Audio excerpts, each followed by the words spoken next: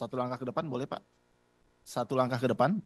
Bapak, pada hakikatnya Bapak yang bersumpah, saya hanya memandu lafaz sumpahnya. Diucapkan atau dilafazkan Pak ya?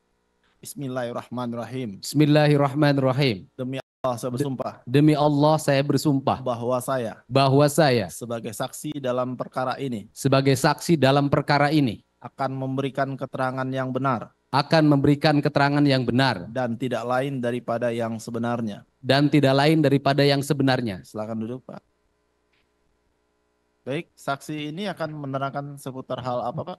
Baik, Yang Mulia, saksi Kang Deddy Mulyadi akan kami hadirkan sebagai saksi testimonis Daudi itu untuk memperjelas atau menerangkan yang beliau ketahui selama penelusuran terhadap pemohon PK Sudirman.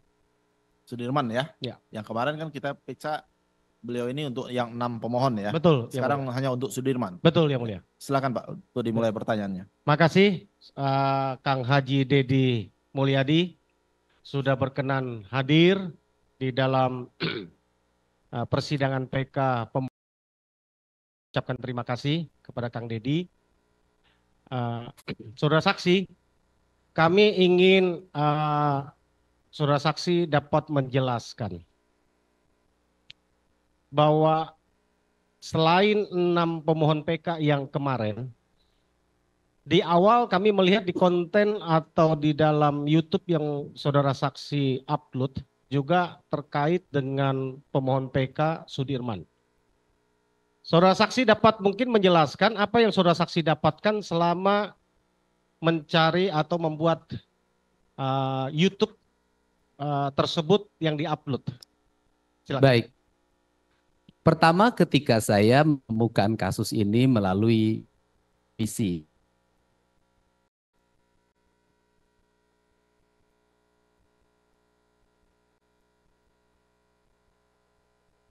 Bu Titin itu, waktu itu ada 1 Saka Tatal, 2 kakaknya Saka Tatal, yang ketiga adalah ayah dan ibunya dari saudara Sudirman.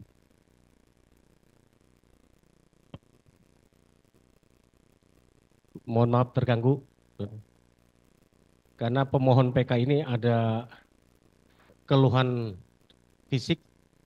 Kami sudah mengajukan untuk dilakukan pemeriksaan.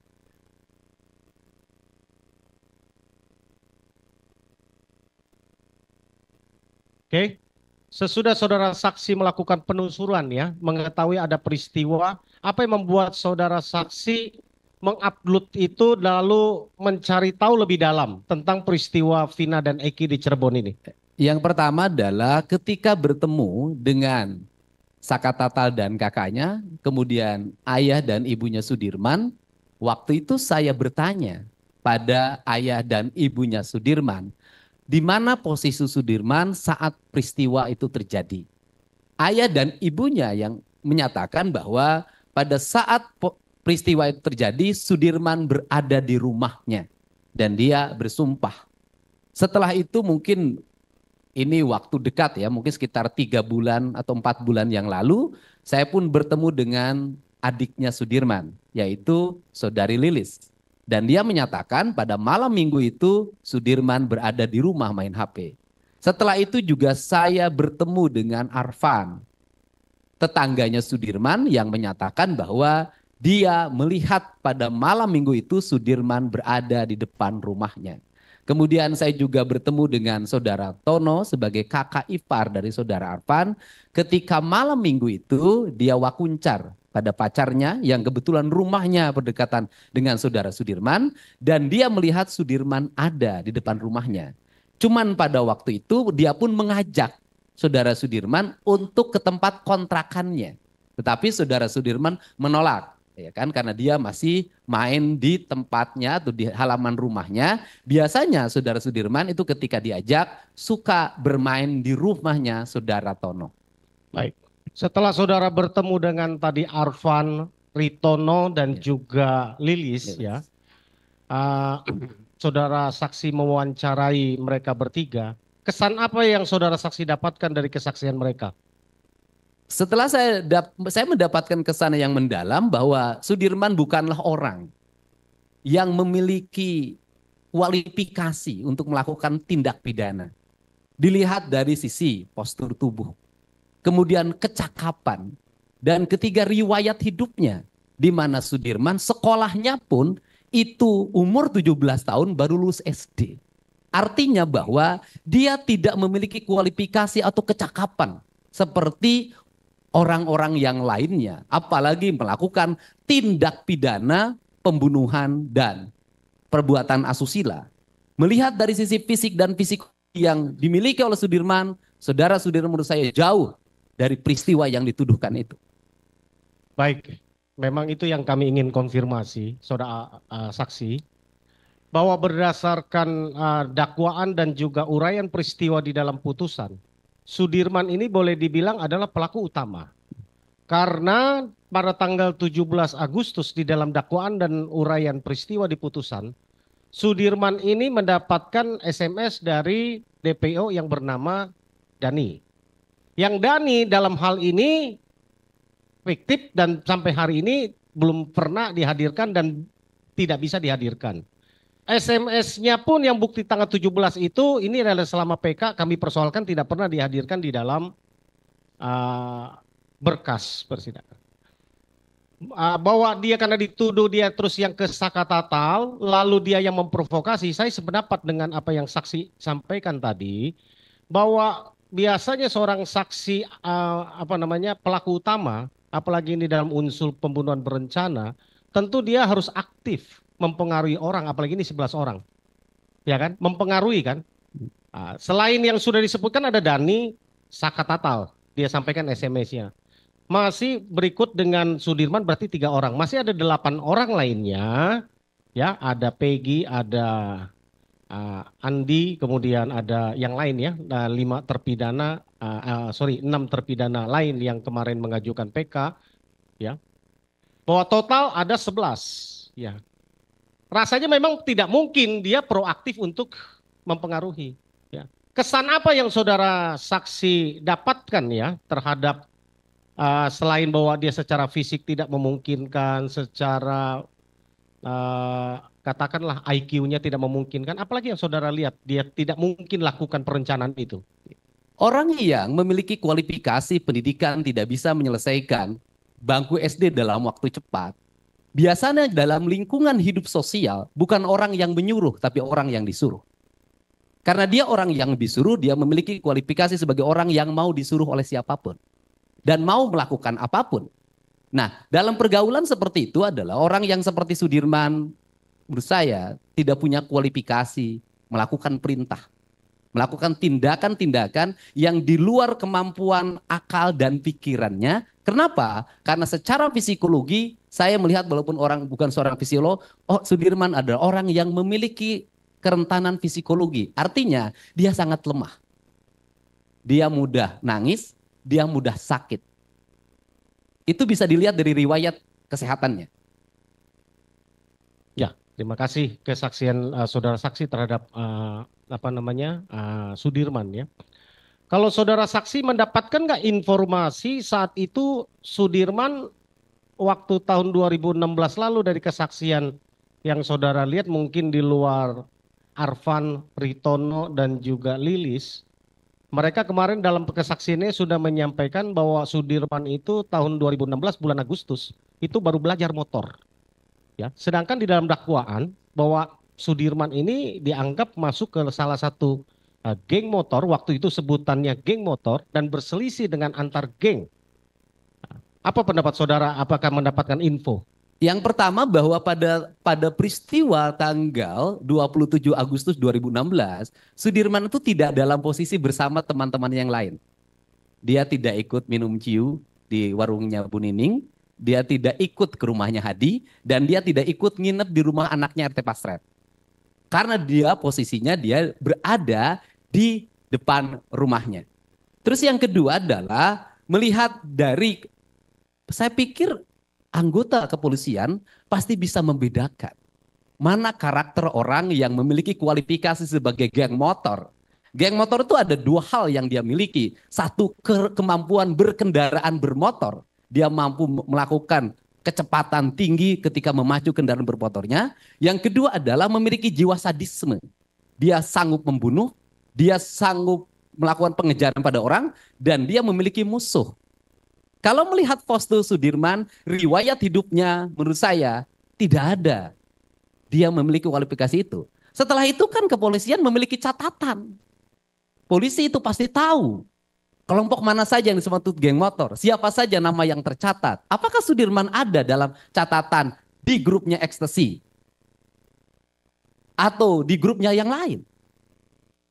Berarti bisa ditanya di seluruh geng motor yang ada di kota Cirebon waktu itu dan di Kabupaten Cirebon, apakah saudara Sudirman pernah ikut nongkrong bersama geng motor? Atau pernah terdapat riwayat dia melakukan tawuran dengan kelompok lain? Karena upaya pembunuhan biasanya dilakukan didahului oleh tawuran yang sebelumnya. Pertanyaannya adalah, apakah Sudirman pernah melakukan tawuran sebelumnya? Polsek pasti tahu.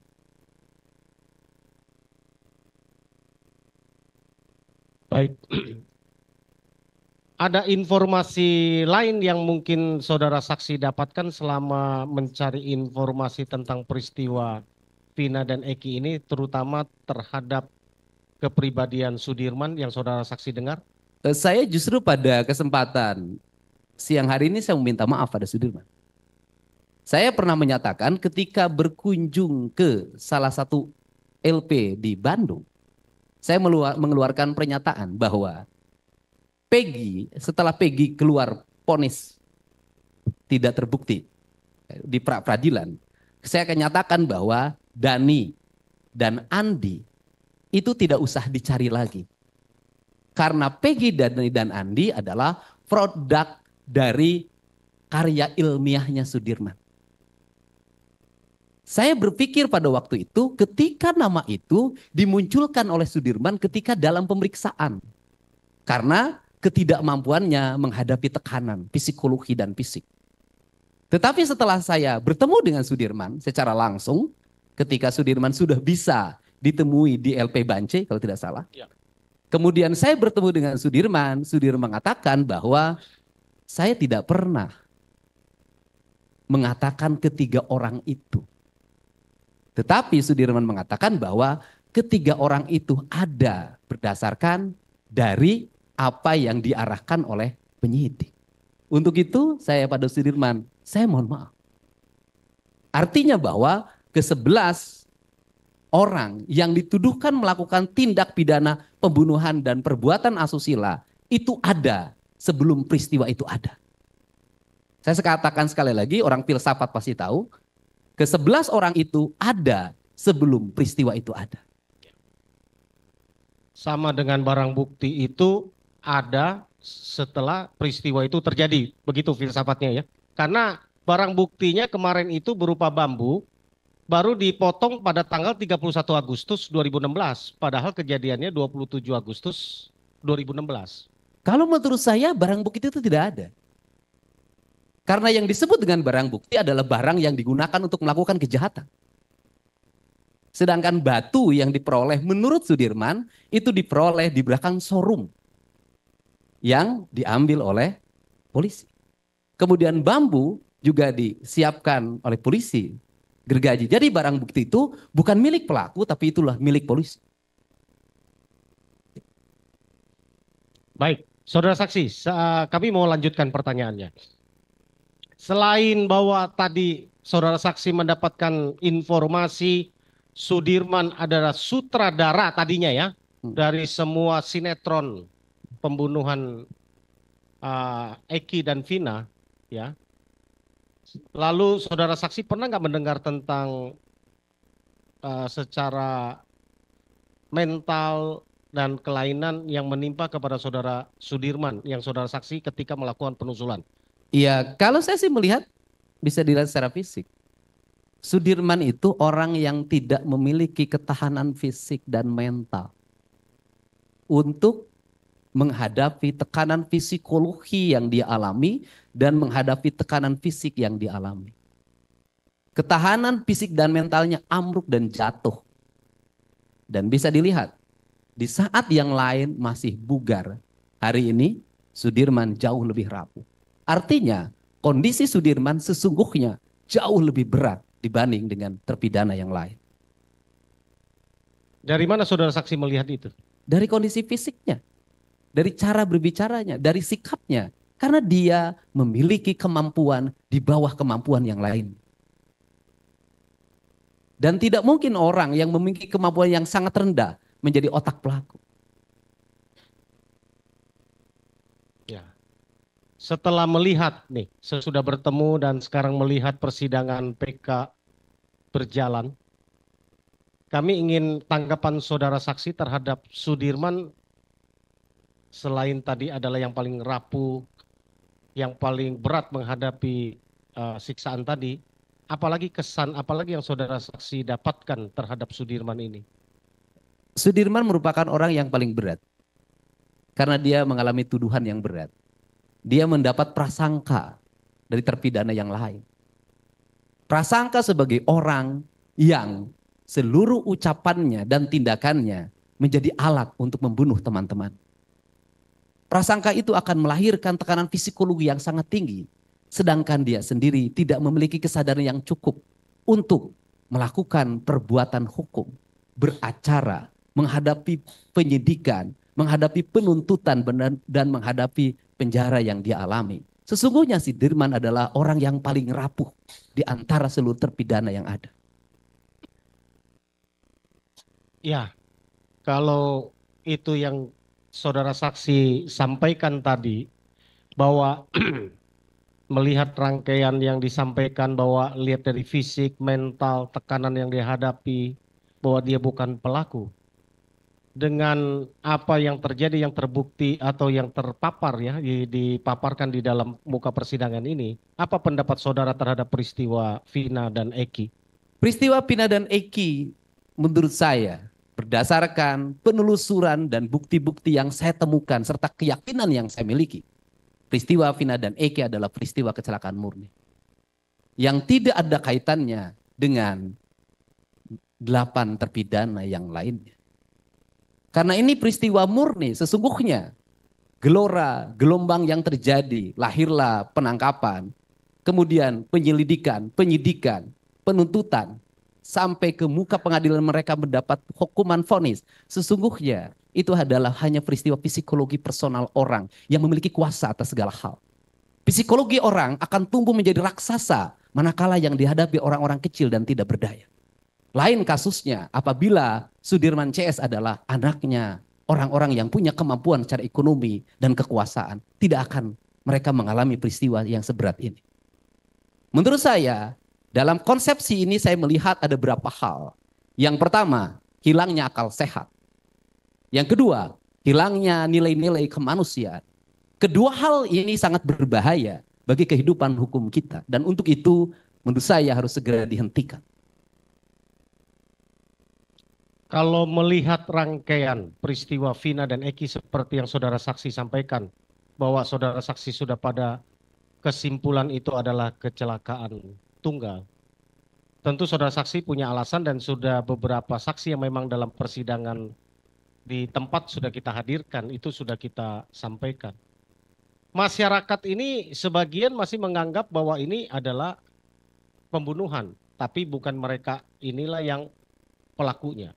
Bagaimana menurut pendapat saudara? Kalau menurut saya asumsi tentang pembunuhan adalah asumsi opini yang dilahirkan di media sosial sebagai bentuk kontra terhadap peristiwa kecelakaan. Kenapa? Karena masyarakat kita senang terhadap hal-hal yang bersifat tendensius, dihubungkan dengan jabatan orang, dihubungkan dengan kekuasaan orang, sehingga kalau tidak dihubungkan dengan jabatan kekuasaan orang, itu tidak menarik di media sosial. Saya orang yang dibully karena menyatakan bahwa ini kecelakaan tunggal. Saya orang yang dibully habis-habisan ketika mengatakan bahwa Peggy Cianjur adalah anak kuli bangunan, bukan anak Bupati Cirebon. Tetapi bagi saya, kebenaran materi dan kebenaran formil serta kebenaran hakiki bukan mengikuti arus media sosial. Tapi kita harus menghadirkan fakta-fakta yang masuk logika masyarakat. Dan tugas kita sebagai tokoh masyarakat adalah mendidik publik agar ngerti masalah dan proporsi yang sebenarnya dan tidak masuk pada emosional, sensasional, mistis. Yang terakhir dari saya, saudara saksi, Kang Haji Dedi Mulyadi, Apa harapan saudara saksi melihat makin terbukanya peristiwa ini dengan PK 6 terpidana dan terakhir dengan PK pemohon Sudirman? Harapannya adalah mereka dibebaskan. Kenapa? Di situ ada kesesatan berpikir. Selain alat bukti yang tadi dikatakan batu dan bambu yang itu sesat dan menyesatkan pikiran kita sebagai manusia sehat. Yang kedua juga menurut saya tidak bisa membedakan mana mandau, mana samurai. Dalam pengakuan saudara Ucil yang dia bawa itu, yang disita itu adalah mandau. Di keterangan pengadilan itu samurai. Padahal kita tahu mandau itu senjatanya orang Kalimantan dan samurai senjatanya orang Jepang. Kan kita meletakkan mandau dan samurai saja sudah salah, itu benda yang kasat mata. Apalagi kebenaran yang esensial yang ada di balik ini semua. Yang kedua, coba kita menggunakan logika. Logikanya adalah bahwa saudara Vina diruda paksa di kebun singkong atau di situ kebun kacang dalam keadaan gerimis dan bekas hujan. Pertanyaannya adalah, pernahkah ada banyunya kotor? Adakah tanah yang dibawa? Kan tidak ada. Dari situ logikanya sudah tidak masuk akal. Menurut saya ada Sengkon dan Karta, ya hanya 2 orang. Tapi mampu menemukan kebenarannya dan melahirkan namanya PK. Ini 8 orang. Di saat Indonesia masuk dalam era demokrasi yang terbuka, di saat kita menjunjung tinggi supremasi hukum, di saat kita masuk era digital, menurut saya tidak ada jalan lain demi keadilan dan kemanusiaan atas nama warga Jawa Barat dan warga Indonesia yang punya kesadaran pikiran. Saya minta mereka dibebaskan. Dan saya pun berharap kita tidak boleh mati pada hukum sebuah putusan. Dan hukum itu harus hidup. Saya pernah kuliah di Fakultas Hukum. Hukum itu harus hidup. Ketika dari sisi sistematika bahwa ini sudah mentok menjadi putusan yang tertinggi, saya pikir institusi hukum seperti Kejaksaan Agung punya langkah ketika melihat kebenaran yang material di depan mata kita. Ada langkah-langkah hukum lain yang bisa dilakukan sebenarnya. Tidak hanya mati. Hukum tidak boleh mati, dia harus hidup. Karena hukum adalah alat untuk melakukan perubahan masyarakat. Saya sebelum dilanjutkan oleh rekan kami atas nama tim hukum DPN Pradi yang mendampingi 7 pemohon PK, dalam hal ini terpidana seumur hidup akibat peristiwa Vina dan Eki, sungguh mengucapkan terima kasih kepada Bapak Haji Dedi Mulyadi. Karena melalui Kang Dedi lah peristiwa ini bisa sampai ke tim hukum DPN Pradi dan dapat kami lakukan langkah-langkah hukum pembelaan sebagai profesi advokat, sebagai penegak hukum untuk menegakkan keadilan hukum walaupun langit akan runtuh sekalipun. Itulah yang kami sampaikan, itulah yang kami perjuangkan. Terima kasih sekali lagi kepada Kang Dedi Mulyadi yang sudah membuat awal peristiwa ini menjadi terang dan kasus ini dibawa kepada tim hukum DPN Pradi dan kami menanganinya bersama Profesor Dr. Otto Hasibuan SHMM. Terima kasih. Rekan lain mungkin tambahkan. Saya menambahkan sedikit, saudara saksi. Silakan, Pak.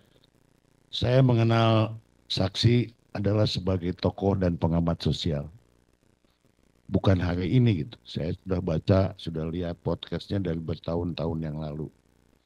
Artinya dalam hal ini saudara saksi adalah salah satu tokoh yang fokus pada masalah-masalah sosial yang dialami oleh masyarakat. Pertanyaan saya adalah,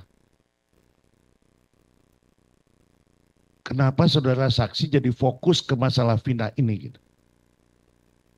Kan belakangan jadi fokus ke masalah ini. Tadinya ke masalah, saya lihat saudara saksi itu membantu masyarakat yang kekurangan lah, kemudian membantu yang terbelit hutang dan lain sebagainya. Tapi kira-kira 3 atau 4 bulan ini fokus ke masalah Ada kira-kira ada pemikiran atau ada dasar apa, ada apa keinginan atau penasaran atau seperti apa yang saudara saksi lakukan, yang rasakan sehingga fokus ke masalah pembunuhan Vina ini dan kemudian secara implisit menyatakan ada ketidakadilan. Bagaimana saudara saksi menjelaskannya? Yang pertama adalah peristiwa hilangnya hak-hak kemerdekaan orang itu peristiwa terpenting dalam kehidupan bernegara kita. Karena esensi dari hak kemanusiaan adalah hak untuk hidup merdeka. Dan perbuatan yang paling kejam dalam hidup adalah merampas kemerdekaan orang. 8 orang dan tinggal 7 orang dilahirkan mulai sebuah proses perjalanan panjang spiritualitas dan materialitas. Nanti saya ada falsafahnya. Kemudian lahir ke dunia. Setelah itu di usia 19 tahun, 20 tahun, 21 tahun. Dia harus menghabiskan hidupnya di penjara. Seumur hidup. Ini adalah peristiwa terkejam dalam sepanjang sejarah hukum Indonesia. Untuk itu diperlukan langkah yang berani untuk menyampaikan pesan bahwa peristiwa ini tidak pernah terjadi. Seluruh rangkaiannya itu mengikuti arus mata angin. Saya selalu mengikuti arah mata hati hidup saya, kemana saya pergi. Dan pada akhirnya semakin terbuka. Dan ketika proses semakin terbuka ini, jujur saja, hampir tidak ada orang yang berani untuk menyampaikan fakta yang sebenarnya. Kenapa? Ada rasa takut dalam dirinya. Rasa takut inilah yang harus dihilangkan dalam pikiran diri orang Cirebon, dalam pikiran diri orang Jawa Barat. Untuk apa? Menggali sebuah kebenaran. Dan di Indonesia, khususnya di Jawa Barat, kalau tidak ada yang memulai, tidak akan pernah ada yang mengikuti. Maka saya harus memulai ini semua. Walaupun dengan resiko yang sangat tinggi. Kenapa? Kita berspekulasi pada sebuah peristiwa yang sangat gelap. Yang itu berhubungan dengan alat penegak hukum. Dengan aparat penegak hukum. Dan seiring dengan perjalanan waktu hari ini semakin terbuka. Bahwa jajaran kepolisian juga begitu menyadari peristiwa yang terjadi. Mabes Polri juga aktif melakukan pemeriksaan dengan para pihak. Kebenaran terbuka.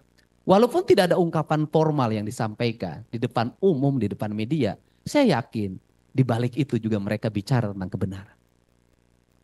Saya juga bicara tanpa kamera. Saya juga tahu apa yang mereka sampaikan. Ini adalah peristiwa yang tidak masuk akal dan memalukan.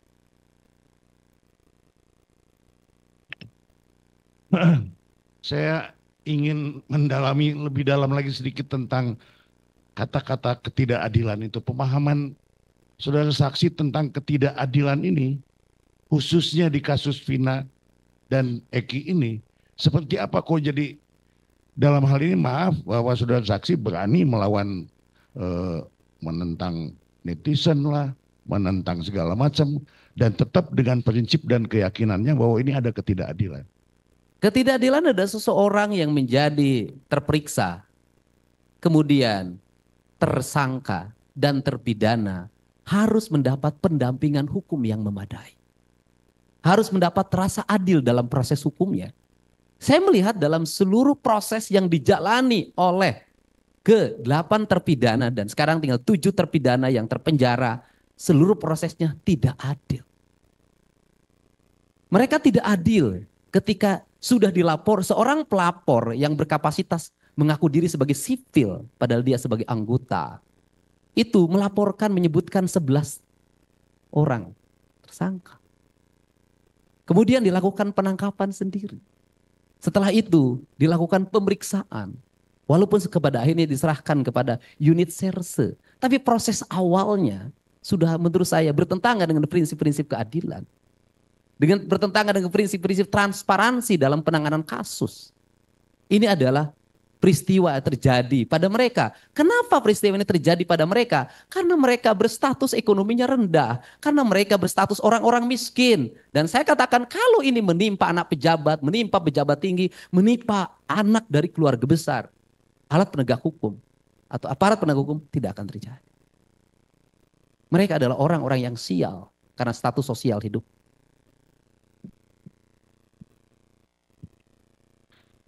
Saya terus terang ya terenyuh dan saya mengucapkan terima kasih. Salut dan lanjutkan karena itu memang masyarakat di Jawa Barat khususnya menanti bantuan dari Kang Saudara Saksi di masa-masa yang akan datang. Mudah-mudahan sukses. Saya kira dari saya cukup sekian. Cukup ya? Baik, silakan dari termohon. Kalau ada pertanyaan kepada saksi ini, silakan. Cukup?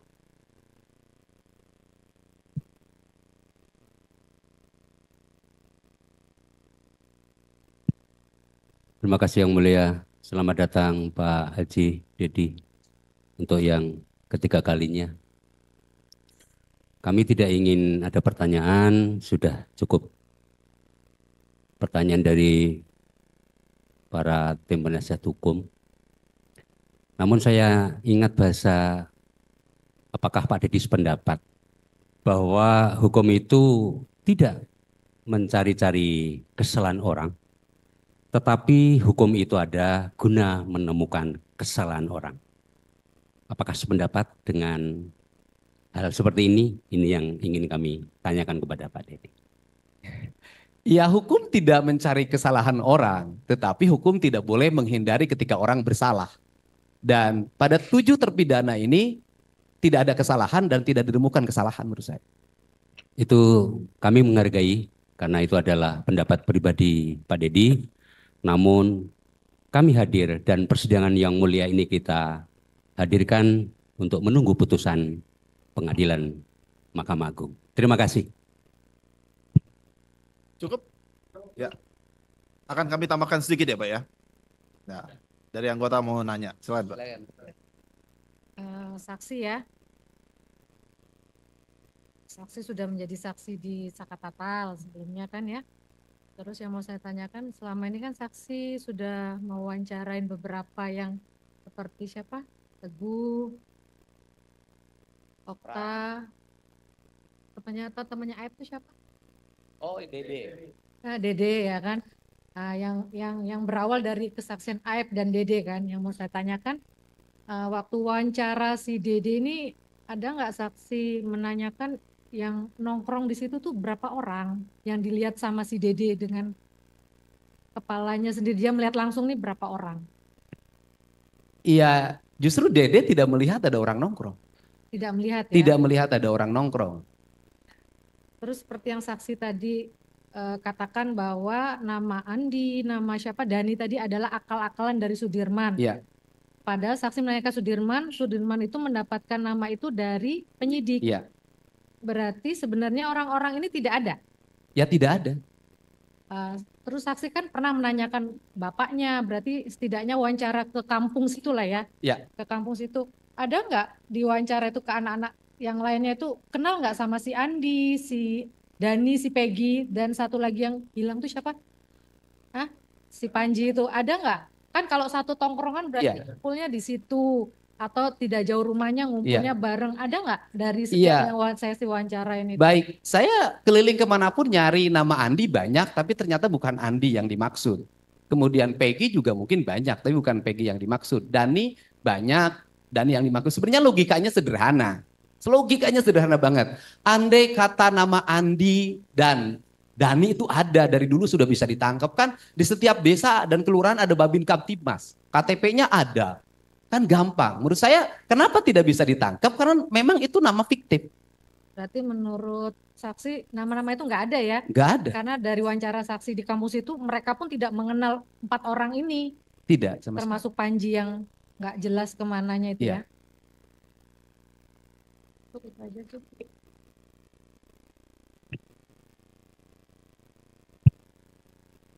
Cukup ya? Dari termohon cukup ya? Baik, Pak Dedi, ahli, saksi, ada yang mau disampaikan lagi Pak? Ya, saya menyampaikan permohonan maaf bagi jajaran JPU, hakim dan pengacara dan Sudirman, saya minta maaf. Semoga ini adalah peristiwa yang terakhir dalam kehidupan Indonesia. Dan semoga mereka bebas. Terima kasih.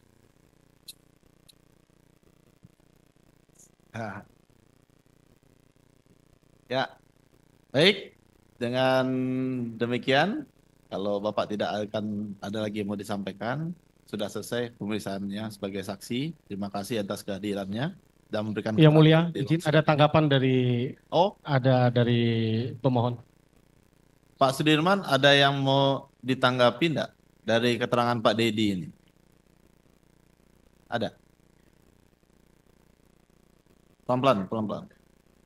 Nggak apa-apa, kalau nggak kuat berdiri, sambil duduk juga nggak apa-apa. Assalamualaikum Pak Dedi. Salam. Sudirman juga memaafkan Pak Dedi.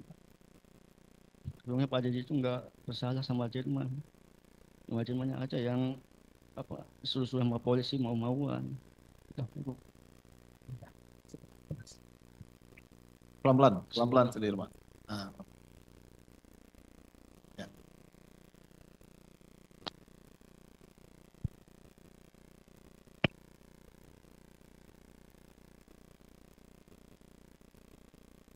Ya.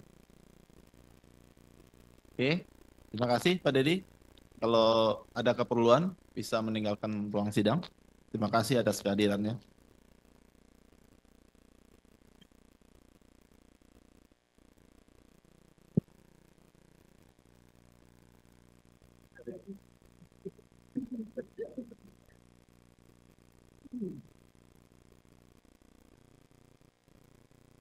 Begini ahli, di dalam perkara ini, katakanlah inkasu, di kasus ini, saya yakin ahli sudah meneliti dan melihat dari awal sampai akhir. Kenapa saya bisa berkesimpulan begitu? Karena saya mendengar, melihat podcast-podcast ahli di beberapa tempat. Saya ingin pendapat ahli tentang kasus ini, inkasu. Mohon izin yang mulia. Selain memang secara ada tanggung jawab kami sebagai seorang ilmuwan, tidak hanya pada ruang-ruang media yang hari ini kita manfaatkan. Pada beberapa saat yang lalu, kami dosen hukum pidana mengadakan kajian bedah kasus di Surabaya. Semua dosen-dosen hukum pidana dan praktisi hukum. Ada mix juga, ada beberapa mahasiswa yang ada di sana. Dalam kesempatan ini yang mulia, jantung daripada peristiwa ini adalah BAP yang mulia. Izinkan saya jika memang nanti sejak awal BAP ini konsisten yang mulia. Nanti saya bisa tunjukkan bagaimana keterangan AF, bagaimana keterangan DD, bagaimana akhirnya dituangkan Pak Rudiana dalam BAP ini. Jika yang mulia memperkenankan, saya akan menunjukkan berkas-berkas itu dan di poin-poin mana kekeliruan-kekeliruan itu. Kekeliruan pertama tentang jenis sepeda motor yang berbeda. Semuanya ada di situ. Tiba-tiba nanti di dalam dakwaan jaksa meletakkan sepeda motor yang tidak ada. Baik. Boleh saya tunjukkan yang mulia? Saudara paparkan dulu, nanti setelah paparan baru kita tunjukkan mana poin-poinnya. Jadi kita bisa mendengar dulu. Ya, mendengar dulu baru ditunjukkan. Baik. Silakan Pak. BAP, AF dan DD. Kalau kita lihat tanggal 30 atau 31 nanti kita lihat lagi berkas. Pak Rudiana itu bergerak mulai jam 10 pagi. Melakukan Ini AF ya? Ya, dari BAP kita AF lihat. ya? Jadi kalau kita lihat dari BAP-nya Pak Rudiana, itu dia bergerak pada hari itu jam 10 yang mulia. Ini BAP AF apa BAP Rudiana? AF, DD, dan Pak Rudiana. Saya akan memixkan 3 BAP tersebut nanti. AF, DD, dan Pak Rudiana. Rudiana. Oke. Yang aktif pada waktu itu dia bergerak jam 10. Setelah itu setelah 2 jam dia ketemu jam 14 di showroom tersebut, baru mendapat telepon jam 16 pada waktu itu. Bertemu dengan AF dan DD di showroom tersebut yang mulia. Dari situlah dapat gambaran dan saya langsung melakukan tindakan-tindakan dan Pak Rudiana mulai melakukan laporan jam 18. Anehnya dalam berkas perkara tersebut yang mengkomunikasikan adalah AF, tapi dalam BAP tersebut AF diperiksa belakangan. Padahal yang kontak pertama itu adalah AF, orang yang paling tahu, dan AF yang juga mungkin bersinggungan langsung dengan peristiwa pada waktu malam itu. Kan AF yang ngajak. Nanti kita bisa lihat dalam berkas perkara. Kedua, dalam keterangan Dede dan Aep itu berbeda. Satu menyatakan orang malam itu 5 orang, satu menyatakan 8 orang.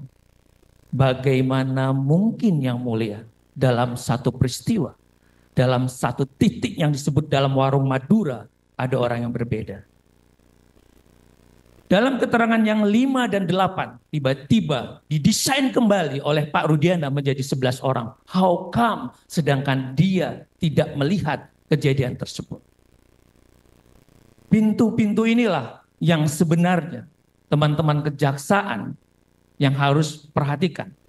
Disinilah dapat dilihat by design daripada sebuah perkara ini. Kedua yang mulia, tentang jenis motor. Karena ini berkaitan dengan pembuktian. Ada yang bilang 5, ada yang bilang 1, ada yang bilang 8. Nanti kita lihat dalam pembuktiannya segala macam. Dan anehnya, Saudara jaksa dalam surat dakwaan menuliskan ada satu kendaraan Vario yang tidak disebutkan oleh saksi. Baik Aep, Dede, dan segala macam. Dalam dakwaan, dalam putusan tersebut, saudara jaksa menyebutkan ada jenis kendaraan Vario. Dari mana diangkat itu yang mulia? Tidak ada satu keterangan. Nanti saya pertunjukkan yang mulia. Betapa tidak telitinya dan cermatnya. Dalam putusan nomor 4. Termohon bawa surat dakwaannya, Pak. Enggak, berkasnya nggak bawa. Biar kita cocokkan. Bawa ya.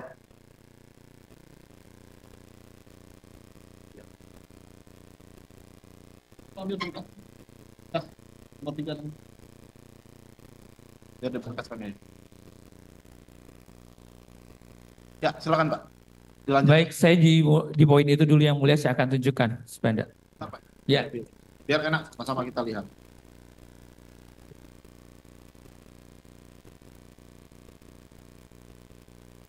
Nanti izinkan saya juga yang mulia mungkin karena tadi sudah telisuri selain memang tadi mulai dari penyidikan terus dakwaan yang tadi tidak tepat dan saya menemukan betapa putusan pengadilan tinggi juga tidak diambil dengan pertimbangan yang matang.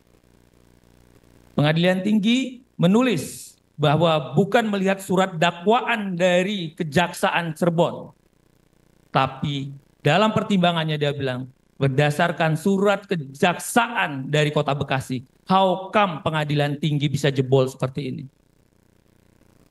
Saya pegang, kalau ini yang saya terima salah, berarti yang saya terima yang salah. Dan ini ada capnya, fotokopinya dari Pengadilan Negeri Cirebon. Berkas pertama, bukan melalui dari yang di internet ya. Saya memilih dokumen asli yang dimohonkan pada waktu itu.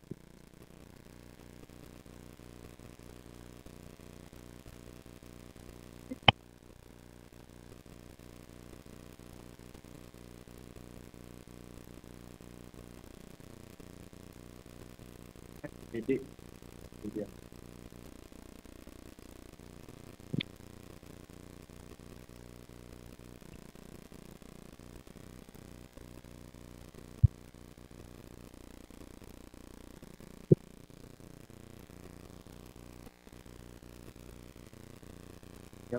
Ahli tadi di mana di putusannya? ayo Pak kita lihat Pak. Di putusannya.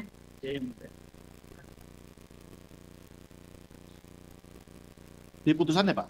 Iya.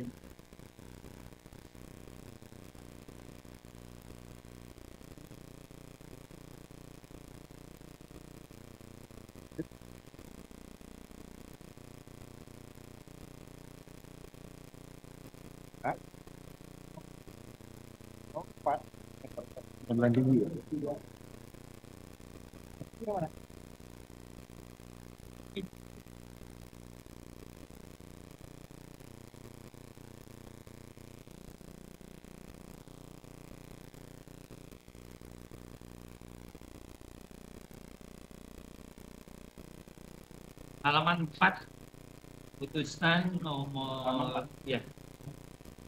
Putusan 193 PT. Tadi yang didakwa dulu, yang didakwakan Bapak Yang ada Vario. ahli menerangkan tadi ada Honda Vario. Di mana? Di mana Pak? Mana? Di halaman? Halaman 9 yang mulia.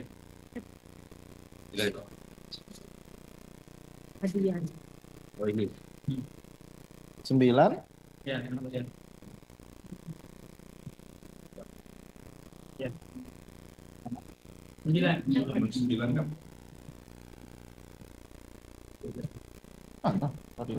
Ini dakwaan kan? Dakwaan. Ini putusan. Iya, di dakwaannya kan sama aja. Putusan nomor 4. Putusan. Kalau kita Putusan ada 4. Karena di putusan nomor 4 ada Sudirman yang mulia.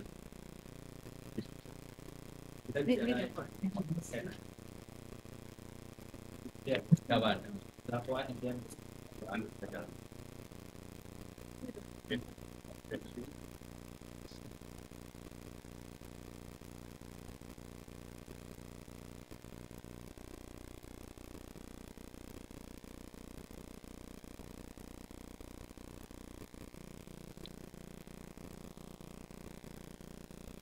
Oke, mana lagi? PHP PHP tadi ya? AF, yang DD. 5 orang dan 8 orang. Wah. Ini adalah kita tanggal 6. Ayo, ada nggak? Nah, 8 orang yang ada. mana?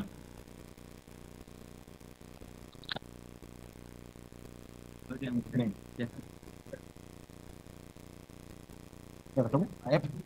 Ini adalah BAP-nya DD 5 orang.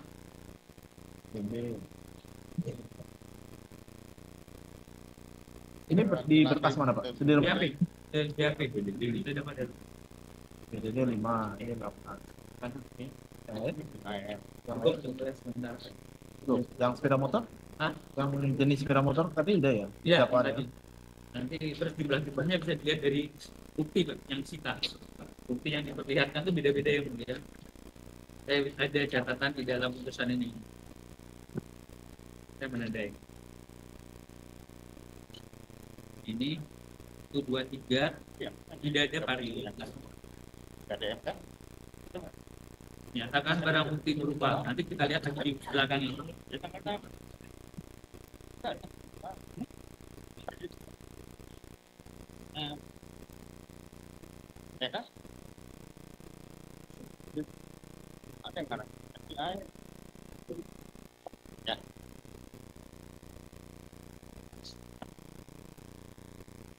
Dan keterangan Rudiana 11 orang yang mulia.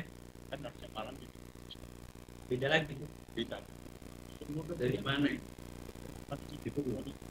Ya benar Rudiana. Ini yang mulia. Rudiana bilang tiba-tiba 11. 5, 8, 11. Mana? Ini. Ini yang mulia. Berarti tadi 85. Ya, padahal dia nggak melihat. 11. Ya, semuanya tidak melihat, tapi bisa ngarang-ngarang orang. Rudiana. PHP Rudian. Padahal dia dapatnya dari AF dan Ibu.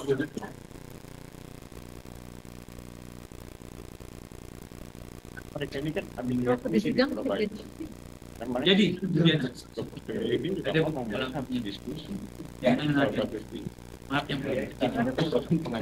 Tadi dicocokkan dengan amarnya. Iya, kemudian kamar juga tidak ada vario yang mulia. Saya udah tandain template-nya kan.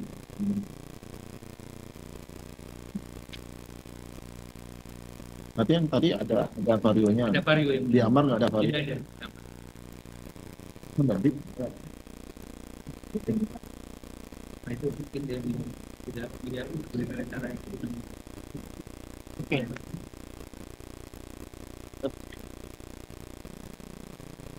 Ini yang mulia. Termohon? Oh, yang mulia. Ya. Cukup ya termohonnya? Nanti ada kesempatan untuk bertanya. Ya,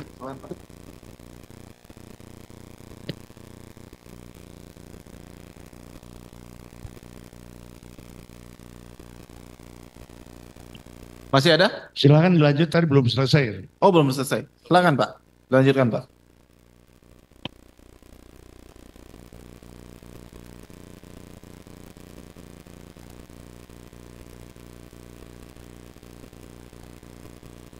Saya mencoba membaca putusan 4, sebenarnya juga ada di putusan nomor 3, karena memang perkara ini ada 3 putusan. karena Sudirman dalam hal ini pemohonan PK, maka saya akan mencoba membaca dalam putusan nomor 4.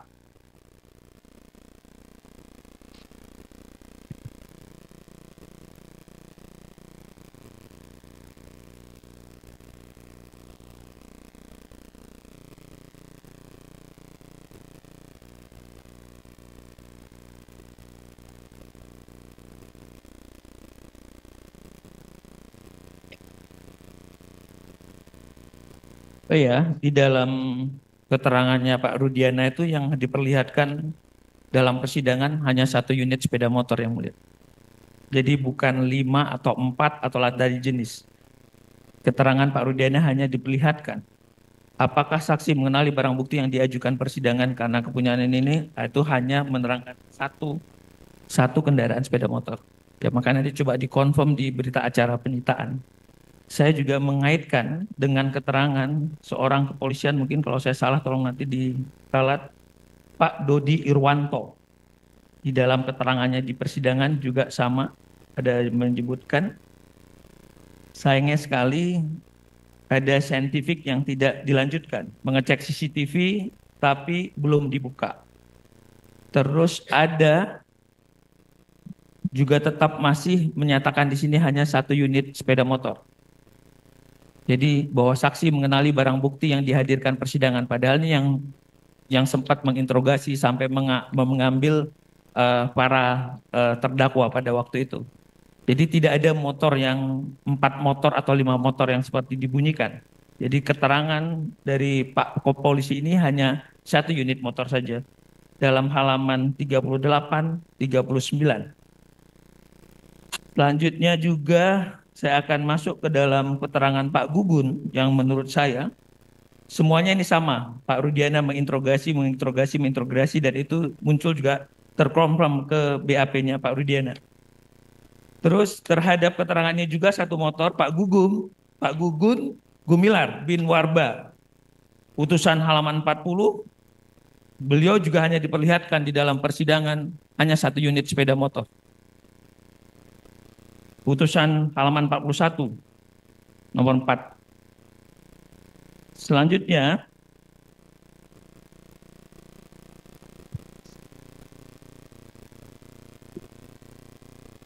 lebih miris lagi adalah yang tidak diuji. Saksi Liga Akbar Cahya alias Gaga di bawah sumpah pada halaman 48. Ada kata menyebutkan di sini bahwa ketika saksi berada di kamar jenazah yang bernama Lutfia Habib Dinata mendapatkan pesan BBM dari saksi Rivaldi alias Ucil yang membacakan, silakan, kurang etis menurut saya untuk saya bacakan dan diperlihatkan pada teman-teman saksi yang lain. Sayangnya BBM tersebut tidak pernah ada bukti wujudnya. Lagi-lagi ini gantung, scientific evidence tidak dimunculkan. Orang hanya dikasih 1 seolah-olah ada BBM, tapi BBM itu tidak ada wujudnya. Jadi bukan hanya SMS. Kita bisa baca di halaman 47 daripada putusan tersebut. Selanjutnya, bayangkan saksi daripada yang tadi saya sebutkan, Liga Akbar ya mungkin. Ya, Liga Akbar. Dalam putusannya dia mengaku baru kenal 1 bulan, tapi udah biasa ke rumah Rizky pada waktu itu, baru kenal 1 bulan. Jadi bahwa saksi kenal dengan Muhammad Rizky Rudiana sejak bulan April dan dikenalnya sejak bulan Juli 2016. Kejadian adalah Agustus.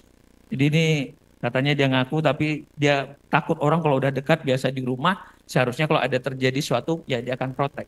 Tapi tiba-tiba ini muncul. Sayangnya tadi BBM itu tidak ada dan tidak relevan dalam pembuktian secara saintifik. Padahal polisi banyak menemukan celah-celah pembuktian yang cukup sederhana bisa dilakukan.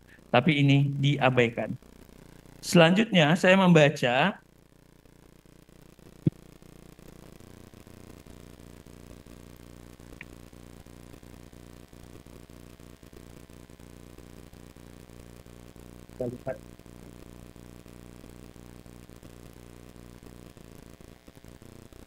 ya, ini semakin parah lagi. 106 halaman 106, penyerangan yang direncanakan sejak tanggal 17 Agustus 2016 dengan cara Dani, yang disebut adalah subjek hukumnya Dani, menyebarkan SMS. How come orang yang fiktif?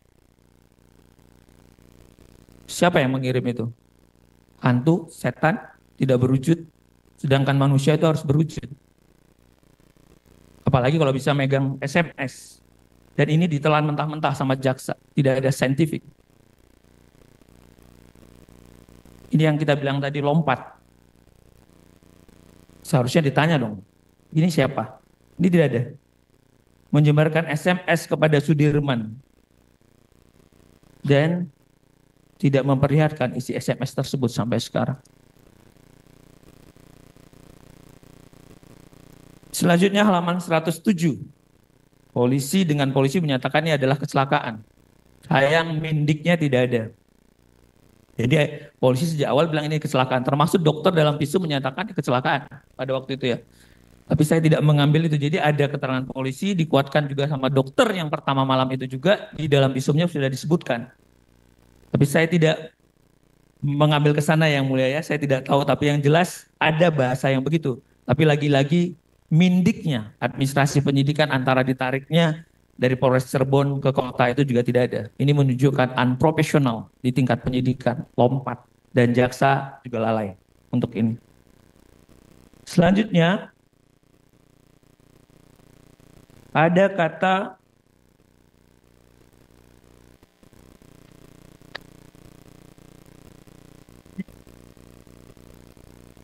halaman 110 dari putusan 144. Ada kata merekayasa cerita atau kejadian. Tapi lagi-lagi, ini siapa yang merekayasa, siapa yang segala macam. Kalimat ini dimunculkan. Terdakwa 3 teguh agar saya mengaku bahwa pada hari ini yang disuruh merekayasa cerita dan kejadian. Lagi-lagi ini dalam persidangan fakta bunyi. Tapi lagi-lagi mungkin majelis hakim tidak menjadi hiu di antara fungsi diferensial antara penasihat hukum dan jaksa pada waktu itu.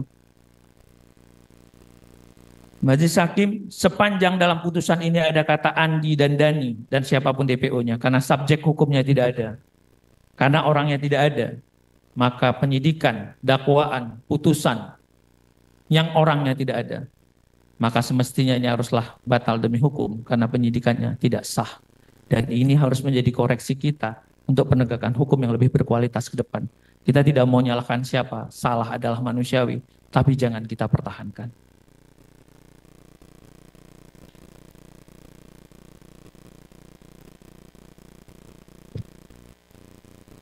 Yang mulia, mungkin terakhir saya hanya protes pada Pengadilan Tinggi Bandung pada waktu yang tadi, yang mulia. Bagaimana kecerobohan perkara di Cirebon, tapi mencantumkan dakwaan di Kejaksaan Bekasi. Saya mengaitkan pada putusan di akhir daripada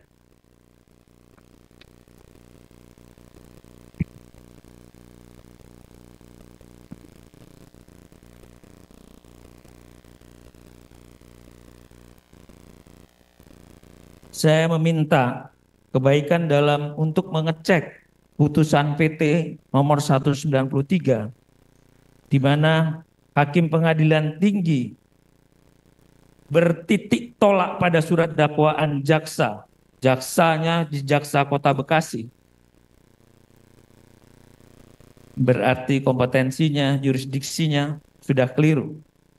Terus pada halaman 38 dengan gagah hakim menyatakan berdasarkan pertimbangan-pertimbangan tersebut, maka Majelis Hakim Pengadilan Tinggi Banding menyatakan bahwa putusan Pengadilan Negeri Cirebon telah menurut hukum dan rasa keadilan dan menyatakan bahwa sudah meneliti dengan sebaik-baiknya dan mempertimbangkan dengan secermat-cermatnya.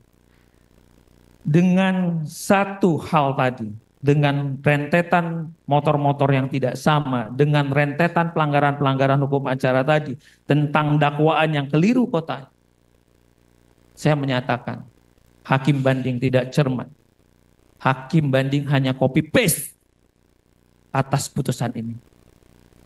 Bahwa hakim abai. Seharusnya mereka melaksanakan kewajibannya secara baik. Yang mulia, selebihnya mungkin nanti akan saya lebih gali lagi. Terima kasih yang mulia.